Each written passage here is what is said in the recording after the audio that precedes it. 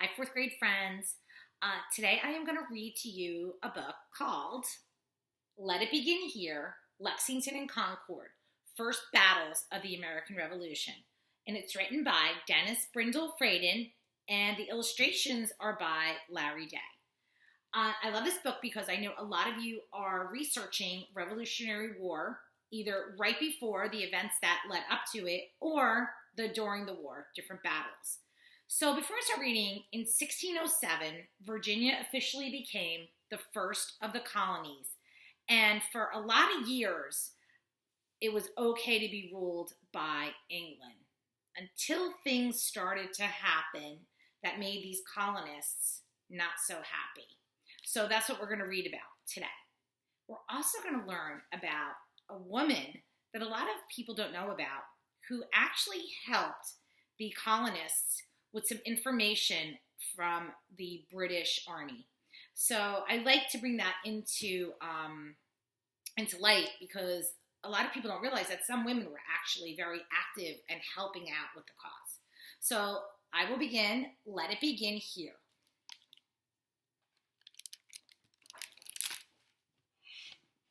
On April 18th, 1775, at 9:30 at night, Paul Revere, a Boston silversmith and a messenger for the Patriots, receives an urgent request to visit Dr. Joseph Warren's house.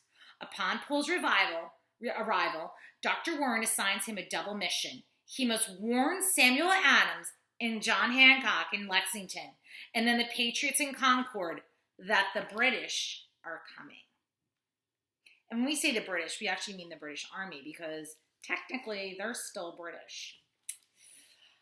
How does Dr. Warren know that the British plan to invade Lexington and Concord?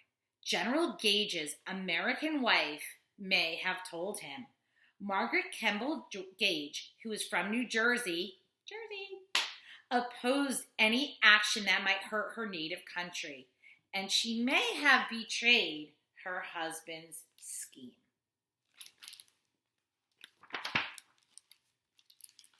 April 18th, 1775, 10 p.m. Before leaving Boston, Revere stops by a friend's house and tells him, 2 lanterns. The friend hangs 2 lanterns in the steeple of the Old North Church, signaling patriots in the area that the British are leaving Boston by boat before marching inland. Were the British leaving by land, Paul would have ordered only 1 lantern to be placed in the steeple. Paul sets out on his journey from Boston to Lexington. The nearly full moon lit the way as the 2 friends rowed Paul across the Charles River to Charlestown. There, the 40-year-old silversmith borrows a fast horse named Brown Beauty and begins the 13-mile ride to Lexington. It's a really nice illustration of them in the boat. Near Cambridge, 2 British officers suddenly bolt out from behind a huge tree and try and capture Paul. Brown Beauty was too fast for them, though, and Paul is too skilled a rider. He guides the powerful mare onto the other road. The 2 officers chase him, but they are soon left far behind. As he gallops, he warned people along the way that the British are coming. See, back then, boys and girls, they couldn't use, instant messenger to spread the word because they only had their voices, right? April 19th, 1775, 12 a.m. or midnight. Paul reaches Lexington and bangs on the door of the house where Hancock and Adams are staying. Guards outside the house tell Paul to stop making so much noise. Noise, yells Paul. You'll have noise enough before long. The regulars are coming out. Regulars, redcoats, and lobsterbacks are what the Americans called the British troops. Adams and Hancock are now awake. Let 'em in, Hancock tells the guards. Thanks to Revere's warning, Adams and Hancock fled by carriage. Meanwhile, a bell is rung to call Lexington's Minutemen to arms. So They now are getting their army together. April 19th, 1775, at 1 o'clock in the morning. Having completed half his mission, Paul Revere heads for Concord. Along the way, he meets Dr. Samuel Prescott, who is riding home after visiting his fiancée. So boys and girls, a fiancée is when you're going to marry somebody, you call them your fiancée before you get married. Prescott offers to help spread the alarm to Concord. This proves to be a stroke of good luck. Paul Revere never gets to Concord because British troops blocked his way. But Prescott jumped his horse over a stone wall to elude the redcoats. The young doctor rode through the woods and swampland and entered Concord by 2 in the morning. Following Prescott's warning, Concord's alarm is sounded. As the bell tolls, townspeople hide military supplies in barns and homes, and Concord's militiamen prepare to fight. So there is a picture of Paul being held up by the British soldiers, and if you can see over here, there's his friend, Prescott, getting over the wall and into Concord. April 19th, 1775, about 5 a.m., real early in the morning.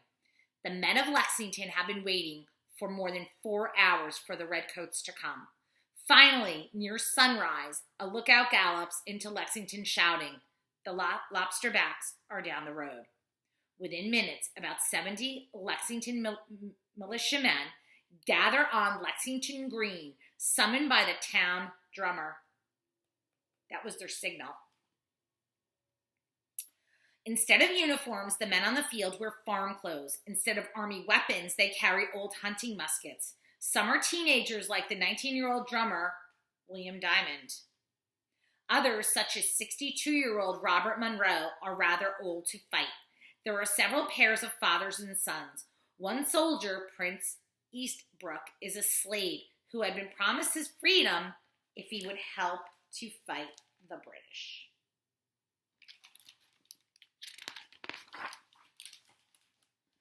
The men awaiting the British have one thing in common. They are scared. They're about to face an army from the world's strongest nation. Stand your ground, the leader of the Lexington Militia, Captain John Parker, reportedly tells his men. Don't fire unless fired upon. But if they mean to have a war, let it begin here. At about 5:20 in the morning, an advance party led by Major John Pitcairn, the officer who boasted that the Americans would run away, approached Lexington Green. "Dispense, ye rebels! Dispense in the name of the king!" Pitcairn yells at the Americans. "Lay down your arms!" Facing the guns of several hundred redcoats, Captain Parker decided to back down. He tells his men to go home, but to remain armed. Most of the men start walking away, but a few don't. Captain Parker's cousin, Jonas Parker, a grandfather who has vowed never to flee from the British, stands his guard. So does 62-year-old Robert Monroe. Let's see what happens next, boys and girls. Suddenly, a shot rings out. From which side, it is still unknown. Moments later, the redcoats let loose a torrent of gunfire. Robert Monroe is shot to death where he stands. Jonas Parker is wounded too, but true to his vow, fires his musket from the ground until, sadly, he is killed as well. Jonathan Harrington, walking home, is shot near his doorstep. He crawls a few yards and dies in front of his horrified wife and son. The Battle of Lexington lasted just 10 minutes. In all, 8 Americans died and 10 are wounded in this first battle of the Revolutionary War. Several Americans have returned enemy fire, wounding Major Pitcairn in the finger and another British soldier in the leg. Following the battle, the entire British force meets up and heads to Concord, 5 miles to the west. They expect that most of the Americans will run away there too. So boys and girls, sadly, in a war, people do get hurt and people do get killed. But I'll give you a little hint. if we lost this war, we would all be talking with British accents. So do you think that maybe we did okay? April 19th, 1775 at 7 a.m. 90 minutes after the Lexington battle, Lieutenant Colonel Francis Smith leads his full force of 700 redcoats into Concord. There, several hundred troops commanded by 65-year-old Colonel James Barrett are as terrified as the Lexington men had been. 1, 2, then 3 hours passed. The Americans only stood and watched the sea of redcoats take over their town, taking weapons and gunpowder. Not off to a very good start with this. April 19th, 1775, about 10 a.m. A cloud of smoke from fires the British have set rises over Concord. The smoke above their town stirs something in the American hearts. Will you let them burn this town down? One man asks Colonel Barrett. Colonel Barrett orders his troops to advance towards 100 redcoats guarding Concord's Northbridge. The Americans are about 200 feet away when the British fire at them. 2 Americans are killed and several are wounded, but this time the Americans do not run. Fire, fellow soldiers, for God's sake, fire, shouts an American officer. Fire, fire, fire, fire, the Americans along the bridge yelled. Sounds like they're not going to take this sitting down again. The Americans opened fire, killing and wounding about 15 redcoats. Astonished that the colonists had fought back and seeing more Americans pouring into Concord, the whole British force begins retreating towards Boston. And there is an illustration of this battle at Concord. But the Americans aren't finished. They pursue the redcoats, shooting at them from behind trees and stone walls. News of the American defeat at Lexington has spread, and militia units pour in from far and wide, seeking revenge. It seemed as if men came down from the clouds, a British survivor later wrote. About 3,600 patriots from 40 towns joined the fight, turning the road into a 20-mile-long battlefield.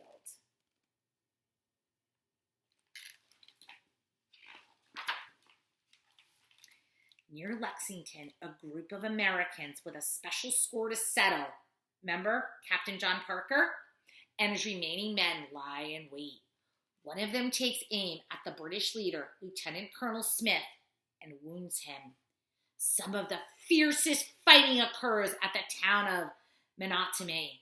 There is a group of redcoats rushing 78-year-old Samuel Whitmore as he fires at them from behind a stone wall. Whitmore brings down 3 redcoats before the British troops shoot him in the head. Amazingly, he survives and lives to the age of 96 years old. Sounds like a brave and tough guy. April 19th, 1775, 7 p.m. The British finally limp into the Boston area. They have suffered a devastating defeat.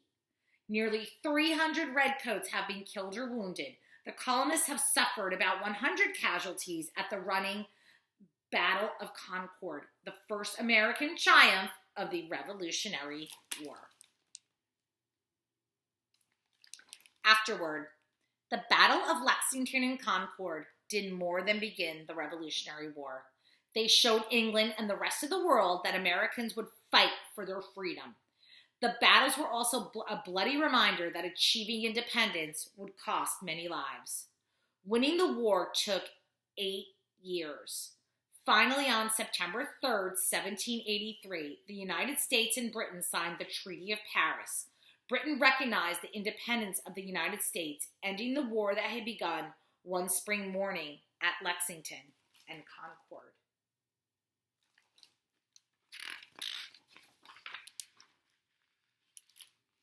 The end.